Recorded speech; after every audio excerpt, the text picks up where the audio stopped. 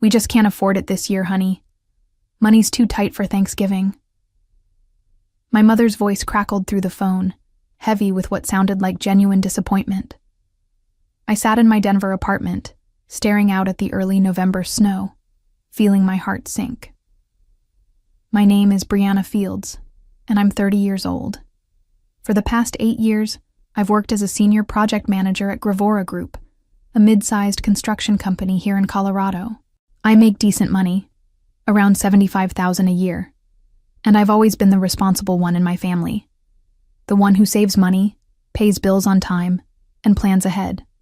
My parents, Robert and Janet Fields, live back in Phoenix with my younger sister Vanessa, who's 26 and works as a social media coordinator for some startup. Mom, you know I could help out, I offered immediately. I've been saving up anyway. I could fly down and cover the groceries, maybe even rent a nice place if Dad's house isn't big enough for everyone. There was a pause that felt too long. Oh, sweetheart, that's so generous, but we've already told everyone to make other plans. Uncle Pete and Aunt Gloria are doing something small with just their kids. Your cousins Tyler and Madison already booked that cabin they go to every year. It's better this way. Less stress for everybody. Something about her tone felt off, but I pushed the feeling aside. My family had been through some rough patches financially over the years. Dad had been laid off from his warehouse job 6 months ago, and Mom's part-time work at the local pharmacy wasn't bringing in much. It made sense that they'd want to keep things simple. Are you sure? I pressed. Because honestly, Mom, I've been looking forward to seeing everyone. It's been since last Christmas. I know, baby, I know. But maybe we can plan something for New Year's instead, when things settle down a bit. After we hung up, I sat in my quiet apartment feeling hollow. Thanksgiving had always been my favorite holiday. The warmth of family gathered around the table, the laughter echoing through the house, the sense of belonging that came with being surrounded by people who knew you inside and out. Now I was facing the prospect of spending it alone, eating a frozen dinner and watching football by myself. I called my sister Vanessa next, hoping maybe she'd want to do something together, just the two of us. Oh my God, Brie, I'm so bummed about Thanksgiving, she said, her voice carrying that same theatrical disappointment I'd heard from Mom. But honestly, I'm kind of relieved too. I've been so swamped with work lately, and Trevor's been wanting to take me somewhere nice for the weekend. Trevor was her boyfriend of 2 years, some guy who worked in tech and always seemed to have money for expensive trips and fancy restaurants. Maybe we could do something simple, I suggested. Just grab dinner somewhere, nothing fancy. I wish I could, but we already made plans. Rain check? There was something about the way she said it, too quick, too eager to get off the phone, that left me feeling even more isolated than before. Growing up, our family had always been close, or at least I thought we were. My parents weren't wealthy, but they made sure we felt loved and included. Dad worked long hours at the warehouse, and Mom juggled part-time jobs to make ends meet, but somehow they always managed to pull together enough for holidays and birthdays. Vanessa and I shared a room until I left for college, and despite our 5-year age gap, we got along well most of the time. But looking back now, I could see the patterns I'd been blind to for years. I was always the one who remembered birthdays first, who called to check in, who offered to help when someone needed it. When Dad got laid off from his previous job 3 years ago, I'd sent home $500 without being asked. When Vanessa's car broke down last year, I'd helped her with the down payment for a new one. When Mom needed dental work that insurance wouldn't cover, I'd quietly transferred money to her account. I told myself it was what family did for each other. I was single, had a stable job, and didn't have kids or a mortgage weighing me down. It felt natural to be the one who could step up when others couldn't. But there were little things that had started to bother me over the years. The way conversation would shift whenever I brought up my job, or mentioned getting a promotion. How Vanessa would post photos of expensive dinners and weekend trips on social media, but still ask me to cover her phone bill because she was between paychecks. The way my parents would praise her for landing a new client at work, but barely acknowledge when I got recognized at my company, or took on additional responsibilities. I'd always assumed it was because my life seemed more stable, more predictable. Vanessa was the creative one, the one with the exciting job and the Instagram-worthy lifestyle. I was just reliable old Brianna, doing my boring construction job and living my quiet life in Colorado. Still, the phone call from Mom had caught me off guard. In all the years of family financial struggles, they'd never completely canceled a holiday before. There had been smaller gatherings, potluck-style meals, and creative gift exchanges, but never just nothing. That afternoon, I found myself scrolling through old family photos on my phone. Pictures from last Thanksgiving, where we'd all crowded around Dad's table, arguing over football games and competing for the last piece of pie. Mom had made her famous stuffing, and Uncle Pete had told the same corny jokes he'd been telling for 20 years. Vanessa had been on her phone half the time, but she'd still been there, still been part of it. The silence in my apartment felt heavier as evening approached. I'd gotten so used to having somewhere to go, someone to see, that I hadn't realized how empty my social life had become outside of family. Most of my college friends had moved away or gotten married and started families of their own. My work colleagues were friendly enough, but we didn't really socialize outside the office. For the first time in years, I was truly going to be alone on Thanksgiving. Thursday arrived gray and cold. I'd made a half-hearted attempt to create some holiday spirit for myself. I bought a small turkey breast from the grocery store and picked up ingredients for basic sides. But as I stood in my kitchen that morning, looking at the sad little meal I was preparing for one, the whole thing felt pathetic. I tried calling a few friends from college, but everyone was busy with their own family celebrations. My coworker Jessica had invited me to join her family's dinner, but something about being the charity case at someone else's table made me decline. I told myself I preferred to be alone anyway. The day dragged on endlessly. I cooked my small meal, watched the parade on television, and tried to lose myself in a book. But every few minutes, my mind would drift back to wondering what my family was doing. Were they really just staying home, having a quiet day? Were Mom and Dad watching football while Vanessa caught up on work? Around 6 p.m., I was picking at my leftover turkey and scrolling mindlessly through social media when something stopped me cold. Vanessa had just started a live video on Instagram, and the preview image showed her laughing, a cocktail in her hand, palm trees visible in the background. My heart started pounding as I tapped to join the live stream. There was my sister, radiant in a flowing sundress, standing on what looked like an elegant rooftop terrace overlooking the ocean. Behind her, I could see other people mingling, people who looked distinctly familiar. "Happy Thanksgiving, everyone," Vanessa was saying to her followers, her voice bright and cheerful. "I'm so grateful to be here in beautiful Miami with my amazing family." She turned the camera, and my world tilted.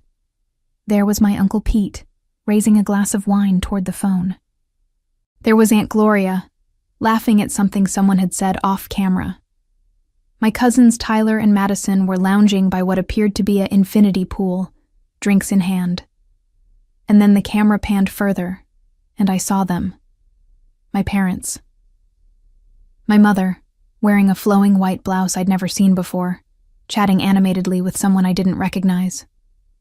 My father, relaxed in expensive-looking resort wear, a beer in his hand, and the biggest smile I'd seen on his face in months.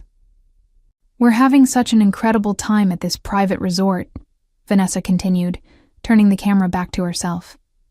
"The food has been absolutely amazing, and the weather is perfect. I feel so lucky to have a family that knows how to celebrate in style." I watched in stunned silence as she showed off the elaborate buffet spread, the professional bartender making custom cocktails, the live band playing in the background. This wasn't some simple family gathering. This was an expensive, coordinated vacation that would have cost thousands of dollars. My phone felt heavy in my hands as the pieces fell into place. They hadn't canceled Thanksgiving because they were broke. They'd canceled it because they didn't want me there. While I'd been sitting alone in my apartment, eating reheated turkey and feeling sorry for myself, my entire family had been living it up at some luxury resort in Miami. The betrayal hit me like a physical blow, stealing my breath and making my chest tight with hurt and anger. I stared at my phone screen until the live stream ended, my mind reeling with disbelief. The cheerful sounds of Vanessa's voice and the laughter of my family echoed in my ears, but now they felt like cruel mockery. I set the phone down with shaking hands and tried to process what I'd just witnessed. They had lied to me. Not just a small white lie or an omission. They had deliberately, carefully constructed an elaborate deception to exclude me from what was clearly a planned family vacation. The "we're too broke for Thanksgiving" story had been complete fiction, designed to keep me away while they celebrated without me. But why?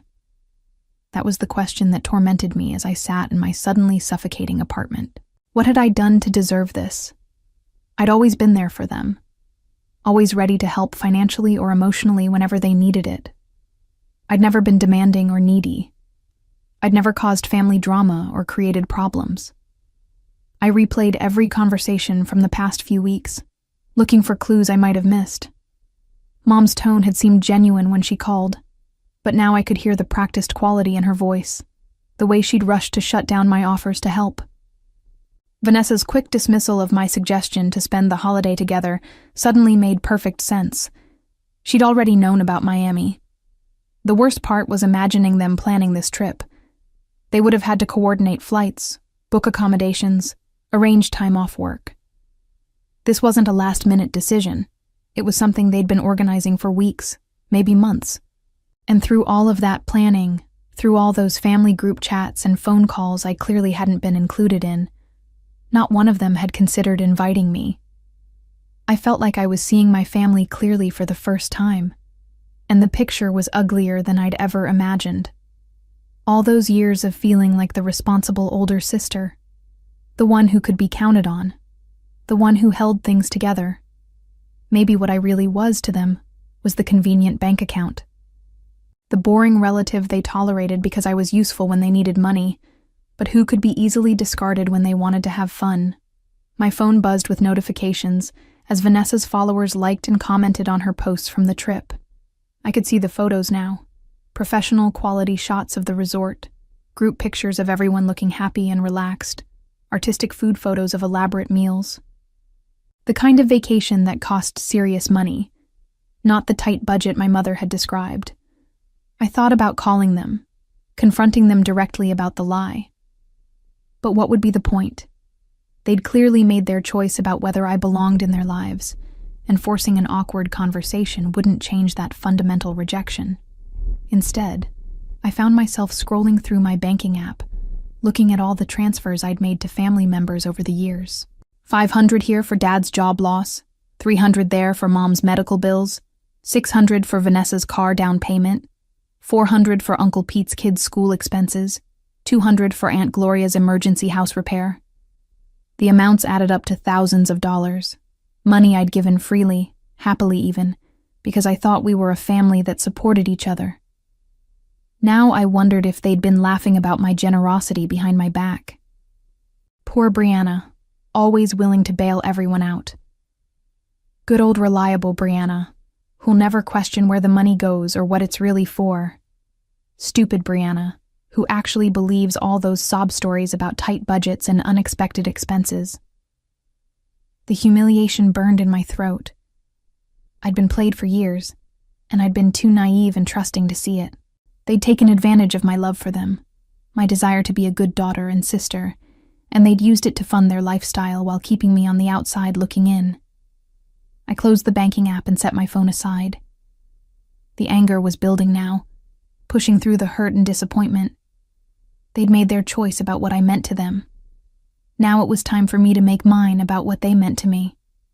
The next week passed in a blur of work meetings and sleepless nights. I couldn't concentrate on my projects at Resor Group, kept making small mistakes that I had to correct, and found myself snapping at colleagues who didn't deserve it. The knowledge of my family's betrayal sat like a weight in my chest, making everything else feel trivial and meaningless. I avoided social media entirely, not wanting to see any more photos or updates from their Miami trip. But I couldn't avoid the group chat notifications that kept popping up on my phone, Casual messages about flight delays and restaurant recommendations that made it clear the family vacation was ongoing. None of the messages were directed at me, of course. I was apparently still persona non grata in whatever new family dynamic they'd established. Friday afternoon, I was in a meeting with my boss, Tom Rodriguez, discussing timeline adjustments for a commercial renovation project when my phone rang. The caller ID showed my father's name, and for a moment, I considered letting it go to voicemail. But curiosity won out. "I need to take this," I told Tom, stepping out into the hallway. "Hey, Dad," I answered, my voice carefully neutral. "Brianna, how are you, sweetheart? How was your Thanksgiving?" The casual tone of his voice, as if nothing had happened, almost made me laugh. "It was quiet. How was yours?" "Oh, pretty low-key. Just watched some football and relaxed." The lie came so easily to him that I wondered how many other times he'd deceived me without me realizing it. "That sounds nice." "Listen, honey, I'm calling because I could use a favor. We've got this opportunity for a family cruise coming up in January. One of those last-minute deals where you can get a really good price if you book fast. But we need to put down a deposit by Monday, and I'm a little short on cash right now." There it was. Not even a week after excluding me from their luxury Thanksgiving vacation, he was asking me for money to fund their next trip. The audacity was breathtaking. "How much?" I asked, keeping my voice steady. $2,100. "I know it's a lot, but it's for the whole family, and the price they're offering is incredible. We'd save over $3,000 compared to booking it normally." "The whole family?" I repeated. "Well, me and your mom, Vanessa and Trevor, Uncle Pete and Aunt Gloria, the kids. It'll be like a reunion at sea." "And me?" There was a pause that lasted just a beat too long. "Well, of course you're invited too, sweetheart. I just figured you might not be able to get the time off work on such short notice." "Right," I said. "So you need $2,100 by Monday?" "If possible. I know it's asking a lot, but you've always been so good about helping family when we need it." The words hung in the air between us. I could picture him sitting in his living room in Phoenix, probably still tan from his Miami vacation, expecting me to eagerly agree to fund yet another family trip that I'd be conveniently excluded from. "Let me think about it," I said finally. Of course. Take your time. Well, not too much time. The deadline is Monday. But I know you'll do the right thing." After we hung up, I stood in the hallway for a long moment, watching my colleagues move past me, going about their normal Friday afternoon routines. They had no idea that my entire understanding of my place in the world had just shifted. The right thing. He wanted me to do the right thing. The question was, right for whom? That weekend, I made a decision that would change everything. I'd been thinking about my career lately, feeling restless and undervalued at Gravora Group, despite my years of loyal service. The company was solid but uninspiring, and I'd been considering making a move for months. The family situation had crystallized something for me. I was tired of being taken for granted, whether by my relatives or my employer. Saturday morning, I drove to a coffee shop I'd never been to before, in a part of Denver I rarely visited, and spent 3 hours researching something I'd only dreamed about, starting my own construction consulting firm. I'd been in the industry long enough to understand the gaps in the market, and I had enough connections to make it work. More importantly, I had savings, money I'd been careful with over the years instead of spending it on luxury vacations and designer clothes. By Sunday evening, I'd drafted a business plan, researched the legal requirements, and started reaching out to former colleagues who'd moved on to other companies. The response was immediately encouraging. 3 people I'd worked with in the past were interested in joining me as freelance consultants, and 2 potential clients had already expressed interest in our services. Monday morning, I called my father back. "Dad, about that cruise deposit you needed." "Oh, Brianna, I was hoping you'd call. Did you decide you can help us out?" "Actually, I've decided I can't support that." There was a pause. "What do you mean?" "It's just a loan. We'll pay you back once we get home and everyone can contribute." No, Dad. I mean, I can't support frauds. The silence on the other end of the line was deafening. I saw Vanessa's live stream from Miami, I continued, my voice calm and steady. Your luxury Thanksgiving vacation that you somehow afforded despite being too broke to have a simple family dinner. So no, I won't be funding your cruise. Brianna, let me explain. There's nothing to explain. You lied to me so you could exclude me from your family celebration, and now you want me to pay for your next one. The answer is no. Honey, you don't understand. I understand perfectly. I also want you to know that I'm blocking your number after this call. Don't contact me again. You can't be serious. I hung up and immediately blocked his number, then did the same with my mother's and sister's numbers. Then I blocked them on all social media platforms.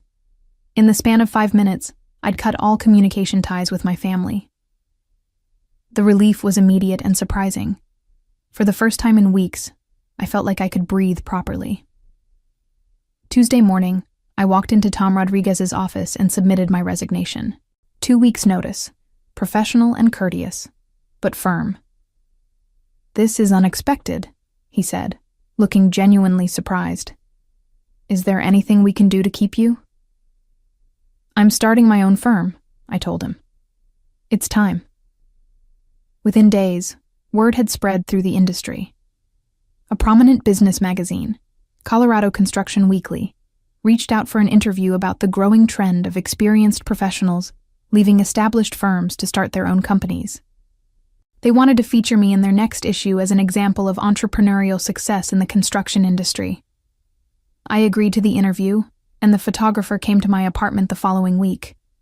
The article would run in 3 weeks, they told me. Perfect timing. Everything was falling into place exactly as I'd hoped. 3 weeks later, the magazine hit newsstands and digital platforms. The article was titled, Building Success. Local professionals strike out on their own, and my photo was prominently featured on the cover. The piece detailed my decision to leave Resor Group, my vision for my consulting firm, and the clients I'd already secured. More importantly, the article mentioned my educational background, my years of experience, and the innovative approaches I was bringing to construction project management. It painted a picture of someone who was successful, professional, and definitely not someone who needed to beg family members for handouts. I didn't have to wait long for the response. My phone, which had been blissfully quiet since I'd blocked my family's numbers, started ringing constantly. Unknown numbers from Phoenix area codes. I ignored them all, but I could see the voicemails piling up. After the 15th missed call in 2 days, I finally listened to one. Brianna, this is your mother. Please call me back. We need to talk about this situation. You're being childish and stubborn, and we're family. Family works things out. Childish and stubborn. That was rich, coming from the woman who'd lied to my face about being too poor for Thanksgiving while planning a luxury vacation behind my back. I deleted the voicemail and blocked that number too. But they were persistent. New numbers kept calling. Friends of the family reaching out on social media. Even my old high school acquaintances sending messages asking if I was okay because my family was worried about me. The magazine article had done exactly what I'd hoped. It had shown them that I wasn't the sad, lonely woman they'd imagined eating dinner by herself on Thanksgiving. I was a successful professional making power moves in my career, and I didn't need them anymore. 2 days after the magazine article went viral in our local business community, I got a call from my former colleague Jessica at Resor Group. Girl, your family is calling here asking for your new contact information, she said, her voice amused. I told them we don't give out personal information about former employees, but they were persistent. Your sister called 3 times yesterday. Thank you for not giving it to them, I said. Of course not. But I have to ask, what's going on? They seemed pretty desperate. I gave Jessica a brief version of the Thanksgiving situation, and her reaction was immediate outrage. Are you kidding me? They excluded you from a family vacation and then asked you to pay for their next one? That's insane. It gets better, I told her. I heard through a mutual friend that their cruise fell through because they couldn't come up with the deposit money. Jessica laughed. Serves them right. You know, I always thought something was off about them when they'd call asking for you during work hours. They never seemed to respect that you had a professional life. That afternoon, I got a message from Trevor, Vanessa's boyfriend, on LinkedIn of all places. The message was lengthy and apologetic, explaining that he'd had no idea I hadn't been invited to Miami, that he'd assumed I'd chosen not to come. He said the family had been spinning the story to make it seem like I'd declined their invitation. I didn't respond, but the message confirmed what I'd suspected. They'd been lying to other people about the situation too, probably to avoid looking like the terrible people they actually were.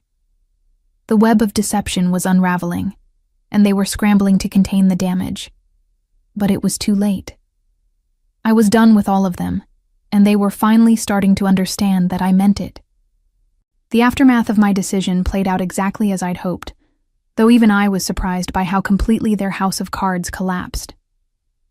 The cruise never happened. Without my financial contribution, they couldn't make the deposit, and none of them could cover the full amount on their own. Uncle Pete and Aunt Gloria, who'd apparently planned their winter around the trip, were furious when they learned the real reason it fell through. Word spread quickly through our extended family and family friends about what had happened at Thanksgiving and how they'd tried to manipulate me afterward. The story took on a life of its own, growing more damaging with each retelling. Invitations to other family events and social gatherings dried up as people realized what kind of people they really were. Dad's reputation in his small social circle in Phoenix was permanently damaged, and Mom found herself explaining awkward encounters at the pharmacy where she worked. Vanessa's social media presence, which had been built on the image of a glamorous lifestyle funded by family support, suddenly looked hollow and artificial when people understood the truth behind it. 6 months later, as I stood in the sleek office space I'd rented for Fields Construction Consulting, watching my team prepare for our largest client presentation to date, I felt a deep satisfaction that had nothing to do with revenge. I'd chosen myself, my self-respect, my boundaries, my future, over the comfortable dysfunction of family loyalty. Sometimes the best gift you can give yourself is the courage to walk away from people who don't value you, even when they share your DNA. The sting of their betrayal had faded, replaced by the quiet confidence that comes from building a life on your own terms.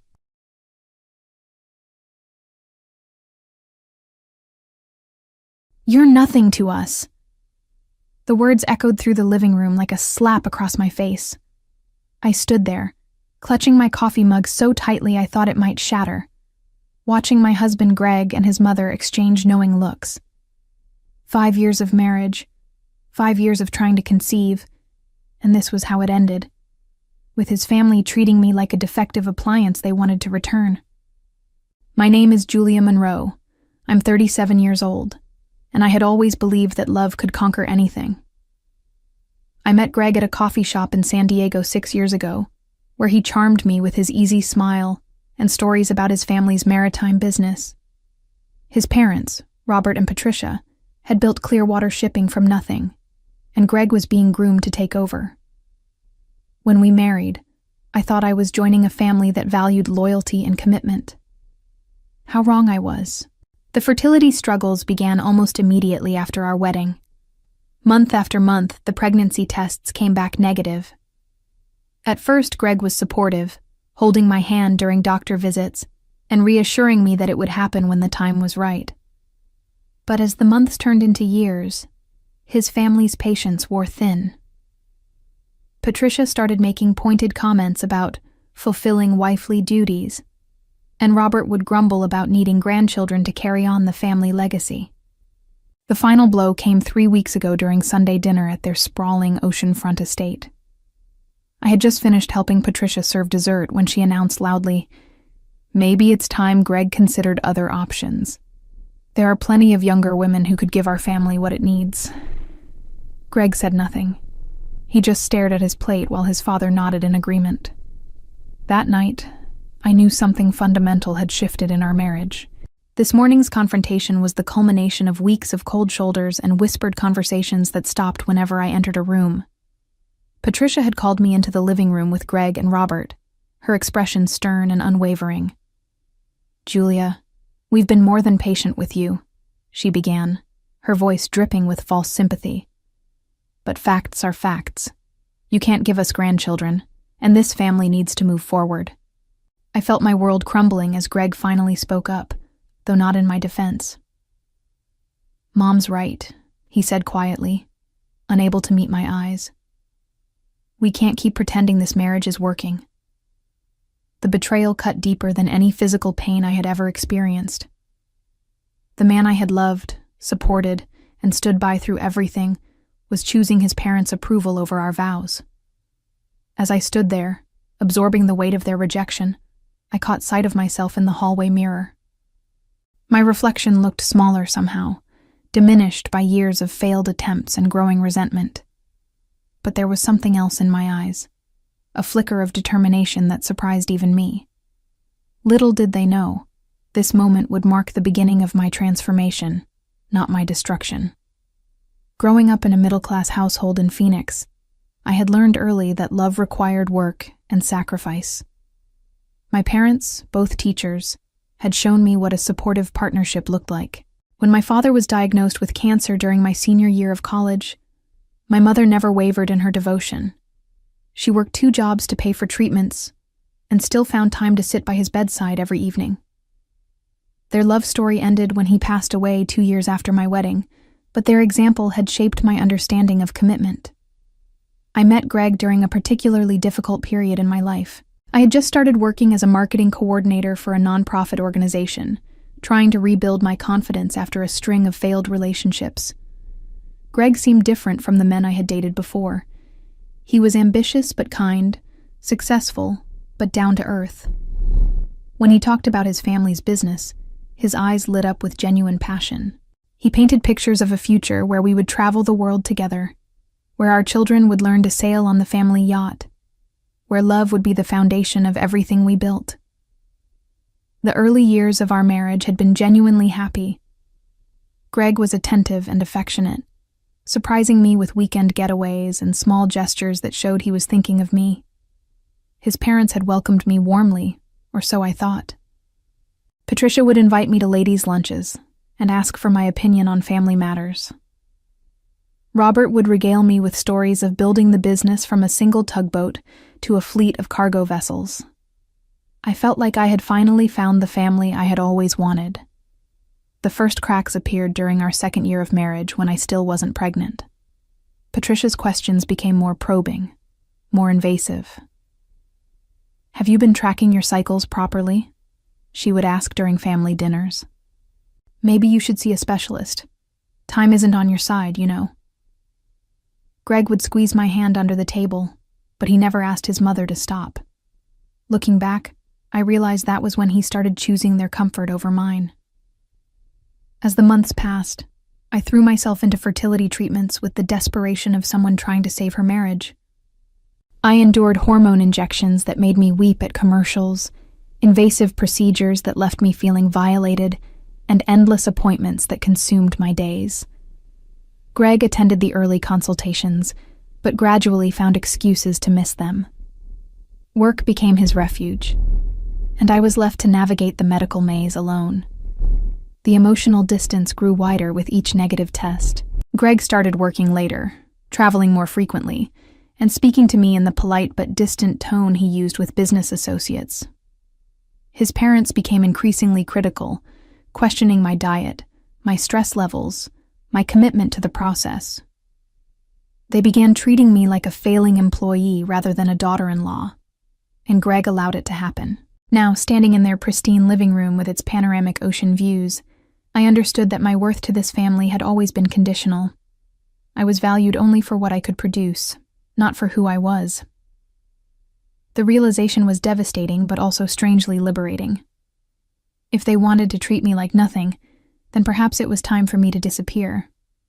The packing process was surreal in its efficiency. Patricia supervised while Robert and Greg watched from the doorway, as if I might steal something on my way out. Everything I had accumulated during 5 years of marriage fit into 2 duffel bags: clothes, books, a few photographs, and the jewelry my grandmother had left me. The expensive items Greg had given me during our courtship somehow didn't feel like mine anymore. The diamond earrings from our first anniversary, the pearl necklace from our wedding day, the designer handbags he bought during business trips. They all belonged to the version of me that had believed in this family's love. "You can take the Honda," Greg said quietly, dangling the keys to my old car. It was a 2018 model with over 100,000 miles, hardly a generous gesture considering the luxury vehicles sitting in their garage. Patricia sniffed disapprovingly, as if even this small concession was too much. "She should be grateful we're not asking for the ring back," she muttered, though the engagement ring had already been returned during our argument. As I loaded my bags into the trunk, I caught sight of neighbors pretending not to watch from their perfectly manicured lawns. The humiliation was complete. Julia Monroe, the woman who couldn't give her husband children, being evicted from paradise. I wondered how Patricia would explain my sudden absence to her bridge club, what story Greg would tell his business associates about his missing wife. The drive away from their estate felt like escaping a beautiful prison. As I navigated the winding coastal roads, I forced myself not to look back at the house where I had spent the last 5 years trying to prove my worth. My hands shook as I gripped the steering wheel, and I had to pull over twice to compose myself. The reality of my situation was sinking in. I was 37, unemployed, and essentially homeless. My savings were modest, my job prospects uncertain, and my confidence shattered. But somewhere between the tears and the panic, something unexpected happened. As I sat in my car overlooking the Pacific Ocean, watching waves crash against the rocks below, I felt a strange sense of relief. For the first time in years, no one was monitoring my cycle, analyzing my diet, or scheduling my life around fertility appointments. I was free from their constant judgment, their suffocating expectations, their conditional love. I pulled out my phone and scrolled through my contacts, looking for someone who might offer a couch for a few nights. My friend Monica from college lived in Los Angeles, about 3 hours north. She had always said I was welcome any time, though I had never taken her up on the offer.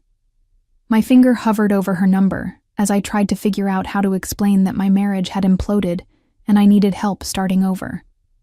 As the sun began to set over the water, painting the sky in brilliant oranges and purples, I made a silent promise to myself. I would rebuild my life, stronger and better than before. They had called me nothing, but I would prove them wrong in ways they couldn't imagine. Monica's apartment in West Hollywood was a far cry from the oceanfront mansion I had called home, but her warm embrace when she opened the door was worth more than all of Patricia's cold hospitality. "Oh, honey," she whispered, holding me as I finally broke down completely. "Tell me everything." Over wine and takeout pizza, I spilled the entire story. The fertility struggles, the family's cruelty, the humiliating dismissal. Monica listened without judgment, occasionally refilling my glass or squeezing my hand. "You know what?" she said after I finished. "This might be the best thing that ever happened to you. I know it doesn't feel like it now, but that family was toxic, Julia. You deserve so much better." Monica had always been perceptive, even in college when she warned me about various boyfriends who would later prove unworthy. As a successful talent agent, she had developed an excellent radar for people who used others for their own gain. The first few weeks were a blur of job applications, apartment hunting, and trying to piece together a new identity. I had defined myself as Greg's wife for so long that I barely remembered who Julia Monroe was on her own. Monica let me stay as long as I needed, but I was determined not to impose forever. I found a small studio apartment in Silver Lake and landed a position with a marketing firm that specialized in nonprofit organizations. The salary was modest, but it felt good to be valued for my skills rather than my reproductive potential. 3 months after leaving San Diego, I made a discovery that changed everything. I was feeling unusually tired and nauseous, symptoms I initially attributed to stress and my new work schedule. When the feelings persisted, I bought a pregnancy test more out of paranoia than hope. The positive result left me staring at the plastic stick in disbelief. After 5 years of trying, countless medical interventions, and the complete destruction of my marriage, I was finally pregnant. The irony was overwhelming.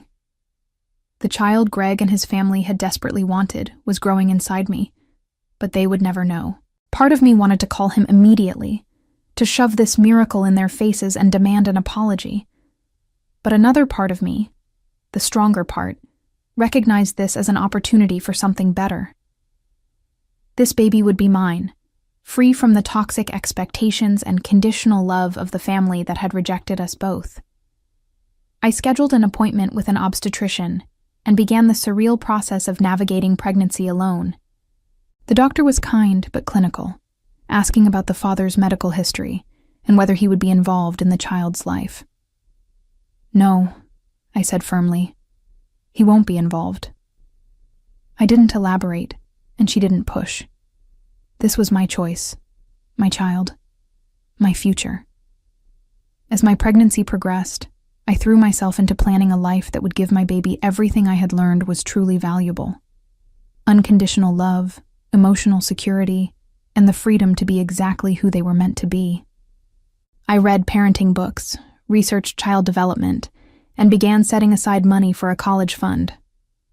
Monica helped me convert a corner of my studio into a nursery, painting the walls a soft yellow since I had decided to wait until birth to learn the baby's gender. The pregnancy wasn't easy. Morning sickness lasted well into the second trimester, and I often felt overwhelmed by the magnitude of raising a child alone. But every time doubt crept in, I reminded myself of the alternative: raising this child in an environment where love was contingent on meeting impossible standards. My baby deserved better than that, and so did I. By my 6th month, I had begun to envision a future that excited rather than terrified me. This child would know their worth wasn't tied to what they could produce or achieve. They would understand that real family was about unconditional support, not manipulation and control. As I felt the first strong kicks against my ribs, I whispered promises about the life we would build together, far from the people who had tried to convince me I was worthless. Lucas James Monroe was born on a rainy Tuesday morning in March, and the moment I held him, I understood what unconditional love truly meant. He was perfect in every way that mattered: healthy, alert, and absolutely mine. The nurses commented on his striking green eyes and thick, dark hair, features that strongly resembled Greg's. For a brief moment, I felt a pang of sadness that his father would never know this incredible little person. But it quickly passed. This was better. Lucas would never have to earn love or prove his worth to anyone. Monica was my birth partner, holding my hand through contractions and crying almost as hard as I did when Lucas finally arrived. "He's gorgeous," she whispered, taking photos while I counted his tiny fingers and toes. "Greg doesn't know what he's missing." I had thought about the genetics often during my pregnancy, wondering if Lucas would look like his father or me. The resemblance to Greg was unmistakable, but it didn't bother me as much as I had feared. This was my son, and his father had forfeited any claim to him when he chose his parents' approval over our marriage. The early months of motherhood were challenging but deeply fulfilling. I had taken maternity leave from the marketing firm, and Monica's flexible schedule allowed her to help with Lucas when she wasn't traveling for work. We developed a routine that felt sustainable. I would work from home part-time while Lucas napped, and Monica would take evening feedings when she was in town. It wasn't the traditional nuclear family I had once imagined, but it was filled with more genuine love and support than I had ever experienced with Greg's family. During Lucas's first year, I began working on a project that had been percolating in my mind since leaving San Diego. The fertility industry was worth billions of dollars, built partly on the desperation of women like me who believed their value depended on their ability to conceive. I started writing about my experiences, the invasive procedures, the emotional manipulation, the way society treats women who struggle with infertility. What began as personal therapy evolved into something larger. I reached out to other women who had faced similar challenges, collecting their stories and weaving them into a broader narrative about how the pressure to procreate can destroy relationships and self-worth. Some had eventually conceived. Others had chosen adoption. and still others had found fulfillment in child-free lives. The common thread was that they had all been made to feel inadequate by systems and people who reduced them to their reproductive function. The manuscript grew into a book proposal, which I sent to literary agents while Lucas played on the floor beside my desk. The response was immediate and overwhelming. 3 agents wanted to represent me, and within weeks of signing with the best one, publishers were bidding on my memoir. The advance was substantial enough to provide financial security for Lucas and me, but more importantly, it validated that my story, our story, mattered. As I signed the publishing contract, I thought about Greg and his family.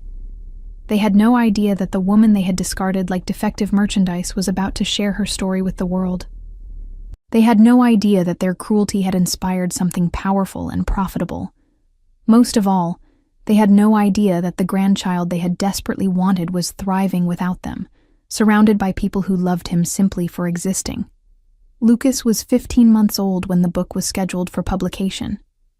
By then, he was walking, babbling constantly, and charming everyone he met. Monica had become his honorary aunt, and my small circle of friends had expanded to include other writers, single mothers, and women who had found strength in shared experiences. We had built something beautiful from the ashes of my broken marriage. The book launch exceeded everyone's expectations. Invisible Worth, A Woman's Journey Beyond Fertility, debuted at number 7 on the New York Times bestseller list and sparked conversations across social media platforms. I appeared on morning shows, podcasts, and panel discussions about women's health and societal expectations. The story resonated with thousands of women who shared their own experiences of feeling reduced to their reproductive capacity. What surprised me most was the response from men. Husbands wrote to thank me for helping them understand their wives' struggles. Fathers apologized for pressuring their daughters about grandchildren. Even some fertility doctors reached out to discuss how the industry could better support women emotionally, not just medically. The book had tapped into something universal about how society values women, and the conversation was long overdue. Lucas accompanied me to several book events, charming audiences while I spoke about rebuilding life after betrayal. He was 2.5 now, full of energy and curiosity, with Greg's green eyes but my stubborn determination. People often commented on how well-adjusted he seemed, how confident and secure. I knew it was because he had never experienced conditional love, never been made to feel that his worth depended on meeting someone else's expectations. During a book signing in San Francisco, I met David Wellington, an investment banker who had attended my talk about financial independence after divorce. He was recently divorced himself, with a 7-year-old daughter named Sophie. Our conversation over coffee stretched into dinner, then weekend visits when Sophie stayed with him. David was everything Greg hadn't been, emotionally available, genuinely interested in my thoughts and dreams, and absolutely wonderful with Lucas. The relationship developed slowly and naturally. David never pressured me for commitment or tried to replace Lucas's father, which was perfect since Lucas had never had a father to replace. Instead, he became a friend, then a partner, creating space for all of us to grow together. Sophie adored Lucas, treating him like the little brother she had always wanted, and Lucas worshipped her in return. A year into our relationship, David proposed not just to me but to our little family. "I want to build something beautiful with all of us," he said, getting down on one knee in front of both children. "Will you marry me? And will you two be my kids?"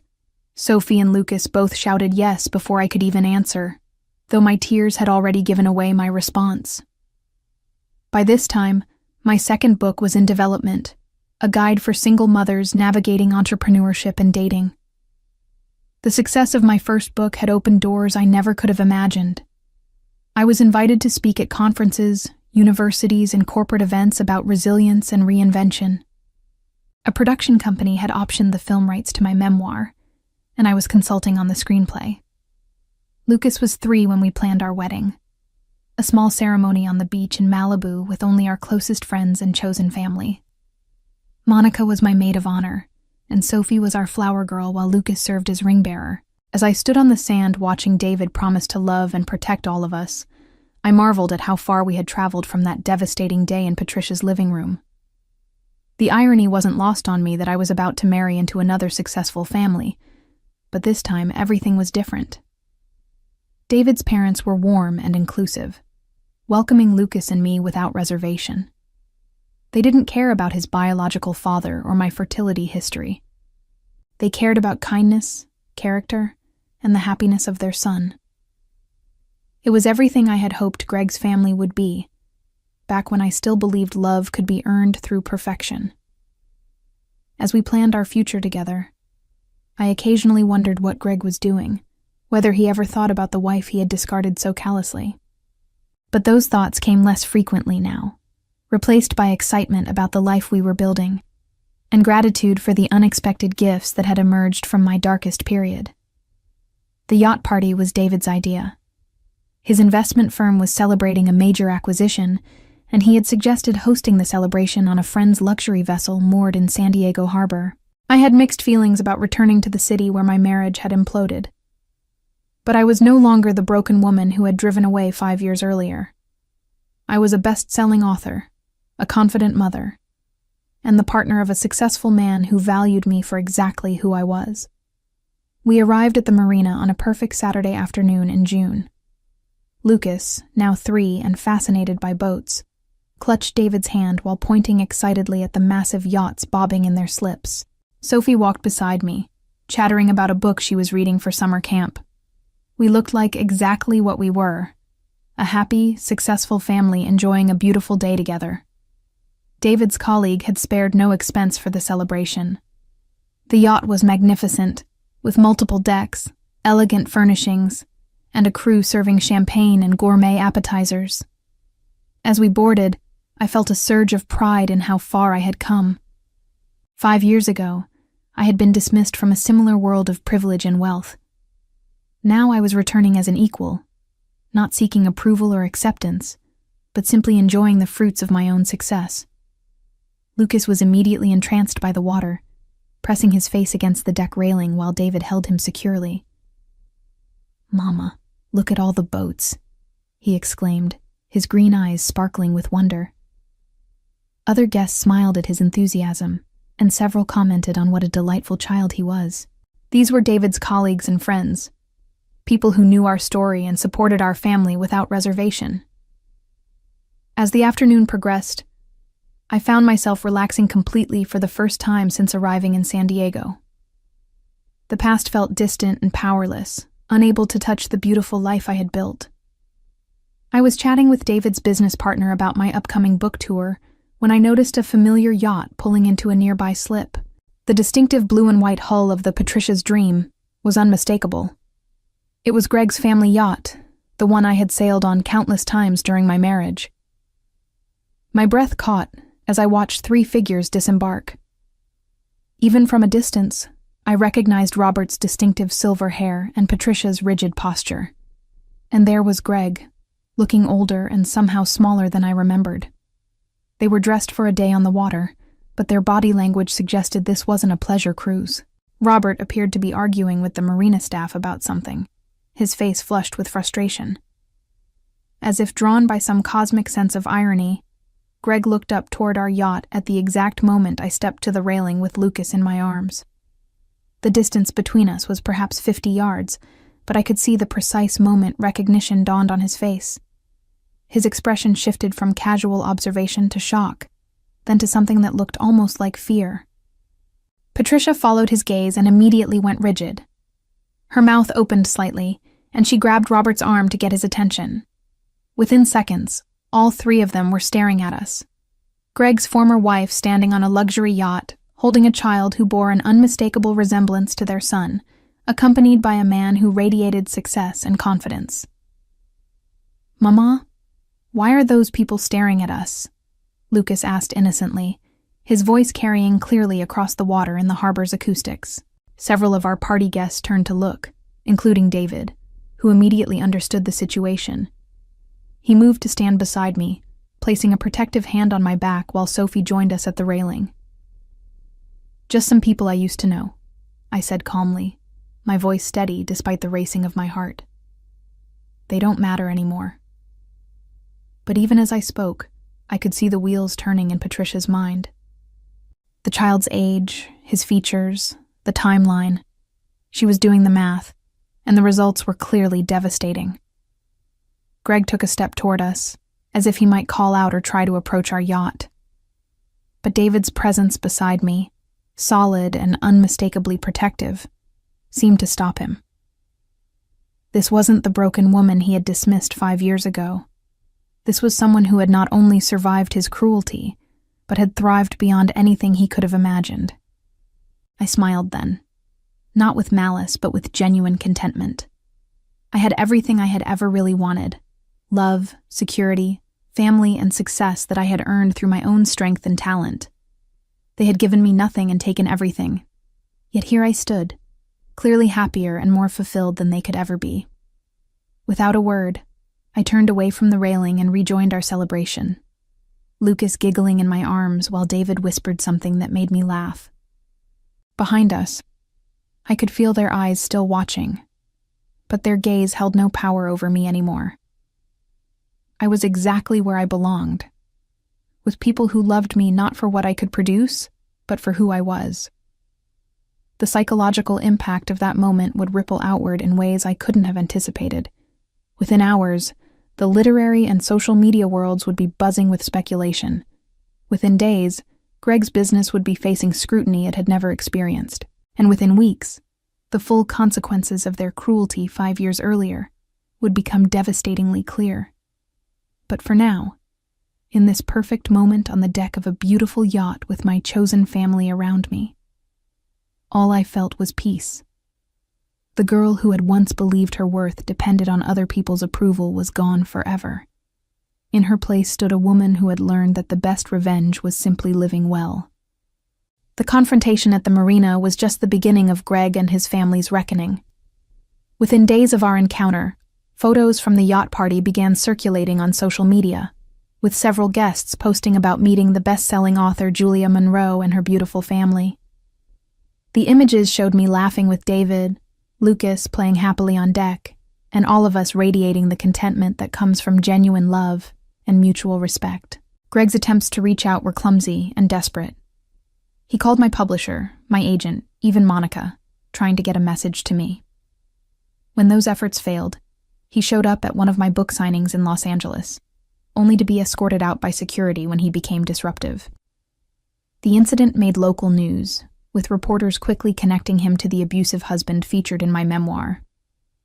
His family's shipping business began losing contracts as corporate clients distanced themselves from the negative publicity. Patricia's social standing crumbled as word spread through their elite circles about the grandson they had unknowingly rejected. The very women who had once envied her perfect family now whispered behind her back about the child who bore such a strong resemblance to Greg, raised by the woman they had cruelly dismissed. Robert's health declined rapidly under the stress, and the family business that had been their pride for decades was eventually sold to competitors at a fraction of its former value. Greg's personal life fared no better. The young woman he had married 6 months after our divorce left him when the scandal broke, taking their infant daughter and half of his remaining assets. He became a cautionary tale about the dangers of choosing status over love, a man who had possessed everything that mattered and thrown it away for his parents' approval. As I watched my son chase waves on the beach near our new home in Carmel, I reflected on the unexpected turns that had brought us here.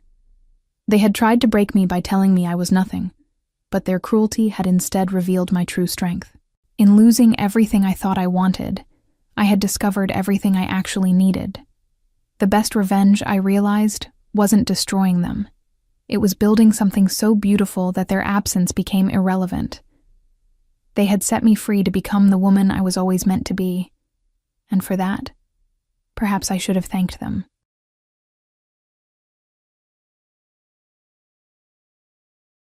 "You're seriously wearing that?" My sister Victoria's voice cut through the Easter morning air like a blade. I stood in my parents' foyer in Scottsdale, Arizona, smoothing down the vintage silk blouse I'd found at Goodwill 3 weeks earlier.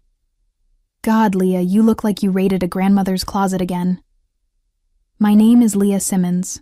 I'm 32 years old, and I've been called worse things than thrift store girl by my own family. Standing there in their marble-floored entryway, surrounded by the smell of expensive lilies and the sound of clinking champagne glasses, I felt the familiar sting of their judgment settling over me like a heavy coat. "It's a beautiful blouse," I said quietly, running my fingers over the delicate fabric. What they didn't know was that this particular piece was actually vintage Chanel, worth more than Victoria's entire Easter outfit. But I'd learned long ago that explaining myself to them was pointless. My mother appeared from the kitchen, her perfectly styled blonde hair catching the morning sunlight streaming through their floor-to-ceiling windows. "Oh, Leah, sweetheart," she sighed, looking me up and down with that expression I knew so well, disappointment mixed with pity. "We've talked about this. Image matters, especially when we're having guests." "What guests?" I asked, though I already knew the answer would irritate me. "The Hendersons are coming for brunch," Victoria announced, adjusting her designer dress with obvious satisfaction. "You remember Jessica Henderson? She just got promoted to regional manager at the marketing firm, making 6 figures now." The comparison hung in the air like smoke. At 34, Victoria worked as a real estate agent and never missed an opportunity to remind everyone about her success, even though I knew she struggled to make her mortgage payments most months. Our parents, both retired teachers living on fixed incomes, had somehow convinced themselves that Victoria was the family success story, while I was the disappointment who couldn't even dress properly. "Maybe you could borrow something from Victoria," my mother suggested, her voice hopeful. "You two are about the same size." I almost laughed.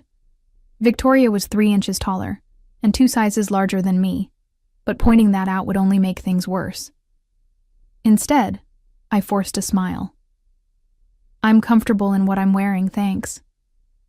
Victoria rolled her eyes dramatically. "Comfortable? That's so typical of you, Leah. Some of us actually care about making a good impression." What they didn't understand was that I'd stopped caring about their impressions years ago. What I cared about was the quiet satisfaction of building something they couldn't see, something they'd never thought to look for.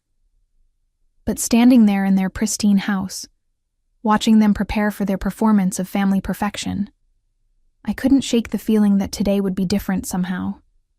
The pattern had been set for as long as I could remember. Growing up, Victoria was the golden child who got the newest clothes, the biggest bedroom, and most of our parents' attention. I was the quiet one who learned to make do with hand-me-downs and library books, who found treasures in places others overlooked. After college, while Victoria moved back home to launch her real estate career with our parents' financial support, I'd taken a different path. I rented a small apartment across town and started working as a financial analyst for Sundale Financial, one of the smaller investment firms in Phoenix. The pay wasn't spectacular, but it was steady. And more importantly, it taught me things about money that most people never learned. Victoria had always viewed my thrift store shopping as evidence of my failure to launch properly into adulthood. "It's embarrassing," she'd told me during my last birthday dinner 6 months ago. "You're 32, Leah. Don't you think it's time to start shopping at real stores like an adult?" What she didn't know was that my thrift store habit had started as necessity, but evolved into something much more strategic. While she spent her commissions on designer handbags and expensive dinners, I'd been quietly investing every extra dollar I could find. The vintage clothing, the secondhand furniture, the careful budgeting, it all served a larger purpose that none of them could see. My parents worried about me constantly, though they expressed it in ways that felt more like criticism than concern. "We just want you to be happy, sweetheart," my mother would say during our monthly phone calls. "But you can't live like a college student forever. When are you going to start building a real life?" The irony wasn't lost on me. While they measured success by appearances and spending, I'd been building something substantial in the shadows. Every month, I watched my investment accounts grow. Every year, I increased my contributions. Every thrift store find represented money that could go toward my future instead of fleeting fashion. But explaining this to them felt impossible. How could I tell them that their thrift store girl had been making smarter financial decisions than any of them? How could I explain that I'd rather wear a $10 vintage dress and invest the difference than spend $300 on something that would be out of style next season? Victoria had always been the family favorite, the one who looked the part of success even when the reality was shakier. She drove a leased BMW she could barely afford, lived in a condo with mortgage payments that stretched her budget thin, and maintained her lifestyle through a combination of credit cards and our parents' occasional bailouts. Meanwhile, I drove a reliable Honda I'd bought with cash, lived below my means, and watched my net worth climb steadily year after year. The secret felt heavier some days than others, but I'd learned to carry it quietly. The Easter brunch proceeded exactly as I'd expected. Jessica Henderson arrived with her husband and 2 perfectly dressed children, and within minutes, Victoria had positioned herself as the center of attention, regaling everyone with stories about her latest real estate deals. Leah works in finance, my mother explained to Jessica when the conversation inevitably turned to careers. The way she said it made it sound apologetic, as if my job was something to be excused rather than explained. "Oh, how nice," Jessica replied politely, but I could see her eyes glance over my outfit with the same skeptical expression I'd grown accustomed to from Victoria's friends. "What kind of finance?" "Investment analysis," I said simply, taking a sip of my mimosa. I'd learned that the less detail I offered, the sooner the conversation would move on to more interesting topics, namely, Victoria's success stories. "She's being modest," my father interjected, though his tone suggested he wasn't entirely sure what my job actually entailed. "She does something with numbers and computers. Very technical." Victoria laughed, the sound sharp and familiar. "Leah's always been good with numbers. Remember how she used to balance her checkbook every week in college? Such a little accountant." The diminutive stung more than it should have. I watched as Victoria launched into another story about a $1 million listing she'd almost closed, and I found myself retreating inward the way I always did during these family gatherings. I loved them, but being around them felt like trying to breathe underwater sometimes. After brunch, while the adults lingered over coffee and the Henderson children played in the backyard, I excused myself to use the bathroom. I'd left my purse on the hall table, and when I returned, I found Victoria rifling through it with the casual entitlement that had always characterized her relationship with my belongings. "Victoria, what are you doing?" I asked, my voice sharper than I'd intended. She looked up, not even having the grace to appear embarrassed. "I was looking for gum. You always have gum." Her hand emerged from my purse holding something that made my stomach drop, a quarterly statement from my investment account that I'd forgotten to take out after my last meeting with my financial advisor. Her eyes scanned the document, and I watched her expression change from casual annoyance to confusion to something like shock. The number at the bottom of the page was impossible to miss: $9,247,338.42. "What the hell is this?" she whispered, her voice barely audible. I reached for the paper, but she pulled it back, studying it more carefully. The room suddenly felt too small, too warm. This wasn't how I'd planned for them to find out. I'd imagined it happening gradually. Maybe years from now, when I was ready to make some big purchase they couldn't ignore. "Leah," Victoria said, her voice strange and hollow. "Is this real?" The question hung between us like a loaded weapon, and I knew that everything was about to change. "Is this real?" Victoria repeated, her voice rising with each word. She held the investment statement like it was evidence of a crime, her perfectly manicured hands trembling slightly. I took a deep breath, realizing there was no way to put this revelation back in the box. "Yes, it's real. $9 million? Her voice cracked on the number. "You have $9 million? The hallway suddenly felt like a stage, and I could hear the distant laughter from the dining room where our parents and the Hendersons were still enjoying their coffee. Victoria stared at me as if I'd sprouted a second head, her mouth opening and closing without sound. "How?" she finally managed. How is this possible? You shop at Goodwill. You drive that ancient Honda. You live in that tiny apartment. Those choices are exactly how this is possible, I said quietly, trying to keep my voice level. Every dollar I didn't spend on designer clothes or fancy restaurants went into investments. Every thrift store find meant more money for my portfolio. Victoria's face cycled through a series of expressions: shock, confusion, and then something darker. You've been lying to us. All this time, you've been pretending to be poor while you're secretly a millionaire. I never pretended to be poor, I corrected. I just chose to live differently than you do. Differently? Victoria's voice was getting louder now, and I could hear the conversation in the dining room beginning to quiet. You let us feel sorry for you. You let Mom and Dad worry about you. You let me pay for dinner last month because I thought you couldn't afford it. That stung because it was partially true. I had let them assume things about my financial situation, and there had been moments when their pity had been easier to accept than explaining my choices. But the alternative, revealing my wealth to people who would immediately expect me to fund their lifestyle upgrades, had seemed worse.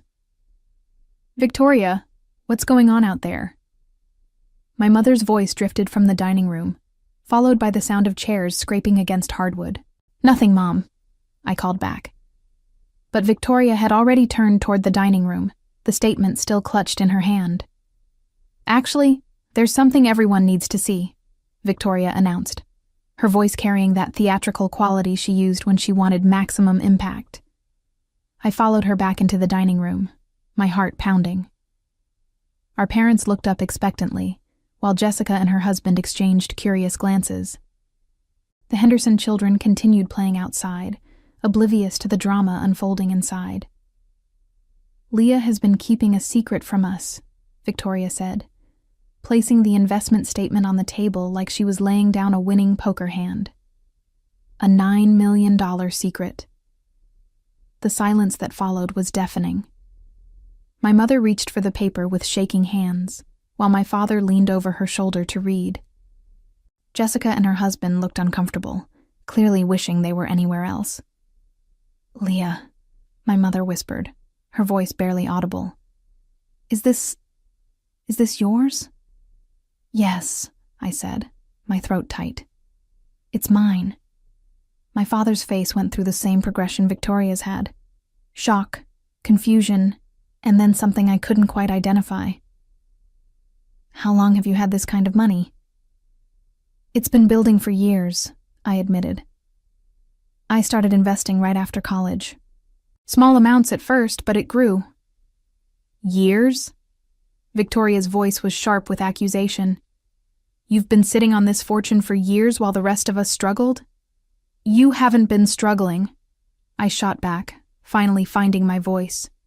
You've been spending beyond your means and expecting our parents to bail you out when you overspend. The truth hit the room like a physical blow. Everyone knew about Victoria's financial habits, but no one had ever said it out loud. That's not the point, Victoria snapped, her face flushing red. The point is that you've been hoarding money while your family needed help. When did anyone ask me for help? I countered. When did any of you ever treat me like someone who might have something valuable to offer? My mother looked stricken. Sweetheart, we had no idea.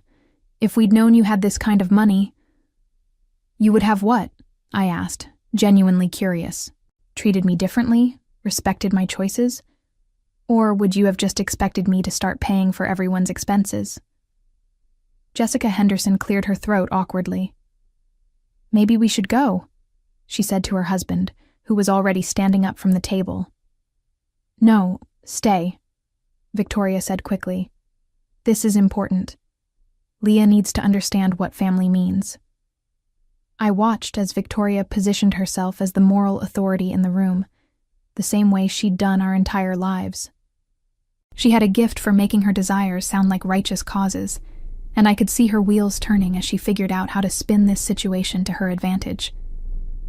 Think about everything Mom and Dad have done for us, Victoria continued, her voice taking on the persuasive tone she used with difficult clients. They paid for our education, supported us when we needed it, and they're still helping both of us in different ways. Don't you think it's time to give back?" "I do give back," I said. "I've been contributing to their retirement fund for the past 3 years." That revelation stopped Victoria mid-sentence. My parents looked at each other in confusion. "What retirement fund?" my father asked. "The one I set up for you," I explained. $500 a month, automatically deposited.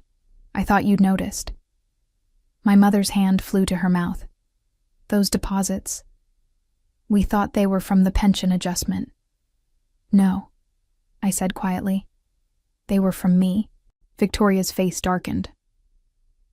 "So you have been helping them financially, but you kept it secret? That makes it even worse. You could have been doing so much more." "More like what?" I asked, though I was beginning to understand where this was heading.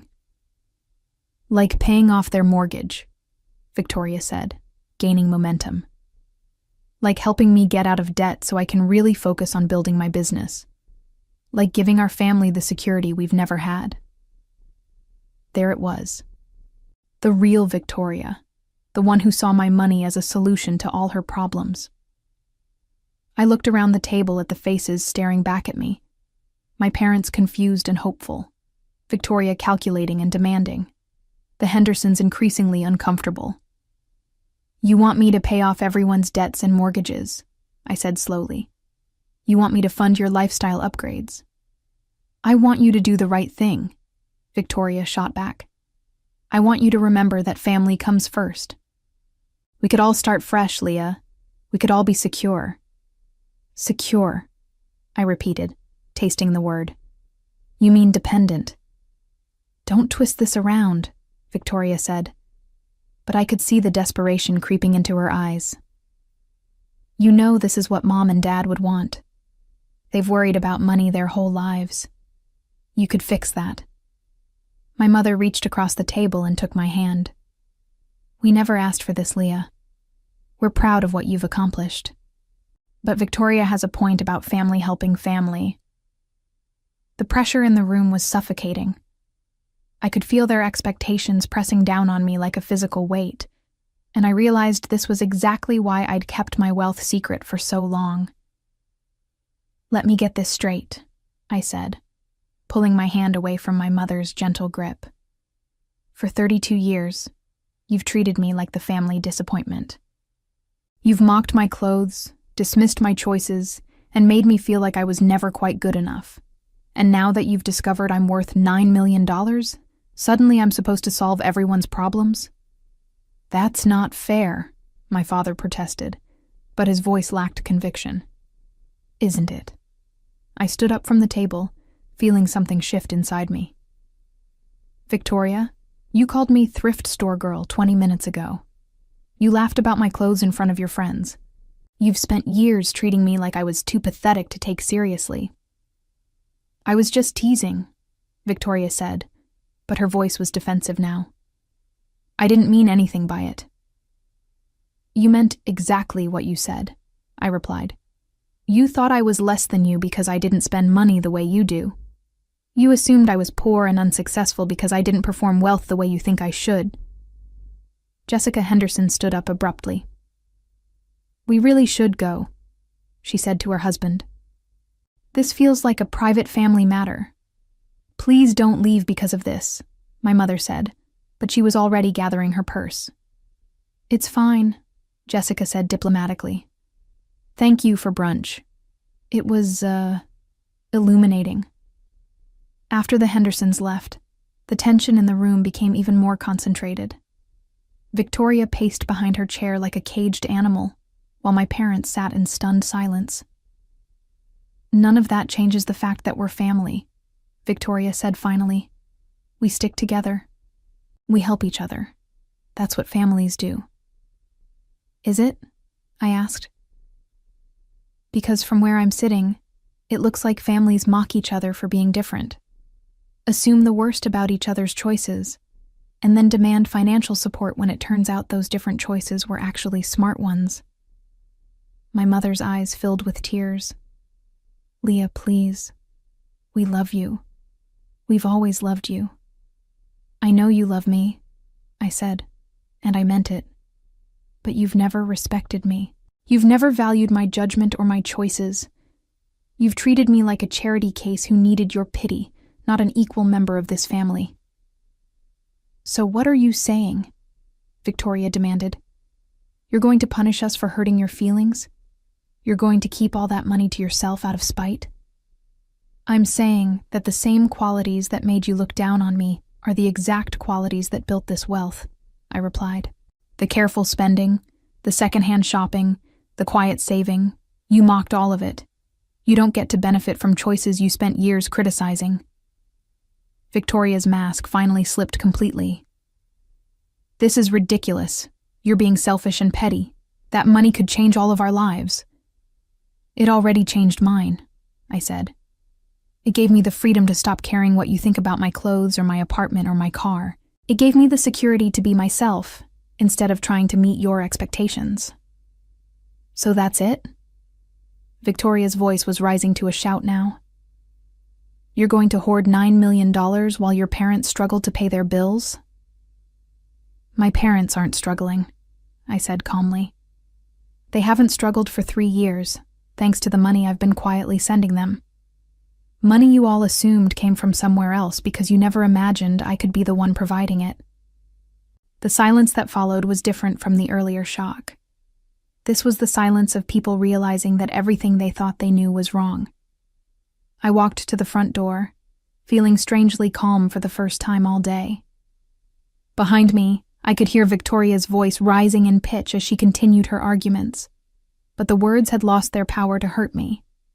I'd spent so many years absorbing their criticism, letting their disappointment shape how I saw myself, that I'd forgotten what it felt like to stand up straight. "Where are you going?" my mother called after me. I turned back to face them one last time. Victoria stood in the dining room doorway, her face flushed with anger and desperation. My parents flanked her, looking older and more confused than I'd ever seen them. "I'm leaving," I said simply. "And I want you all to think about something. You spent this entire morning making jokes about my clothes and my lifestyle. You introduced me to your friends like I was someone to be pitied. You've been doing that for years, and I let you because I thought family meant accepting how people treated you." Victoria opened her mouth to interrupt, but I held up a hand to stop her. "But here's what you didn't understand," I continued, my voice growing stronger with each word. "While you were buying designer handbags and leasing expensive cars, I was building something real. While you were worried about appearances, I was creating actual security. And now that you know what I've accomplished, you want to claim it as family property." "It doesn't have to be like this," my father said quietly. "You're right," I agreed. "It didn't have to be like this. You could have respected my choices. You could have treated me like an equal instead of a disappointment. You could have valued substance over style, but you chose differently." Victoria stepped forward, her voice desperate now. "Leah, please. We can fix this. We can do better. Just give us a chance to prove it." "With $9 million? I asked. "That's not how trust works, Victoria. That's not how respect works. You don't get to mock someone for being different and then demand to share in the success that came from those differences."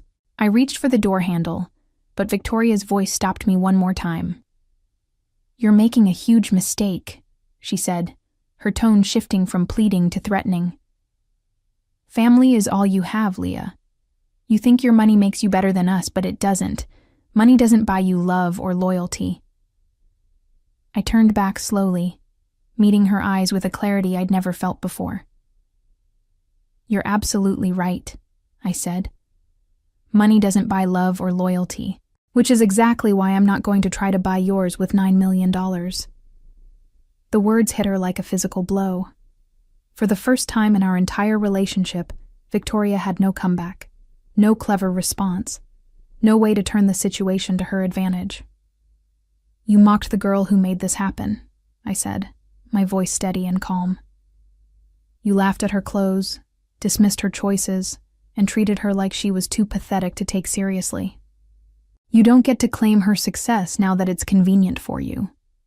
My mother took a step forward. Leah, sweetheart, we never meant to make you feel. I know you didn't mean to, I said gently. But intentions don't erase impact.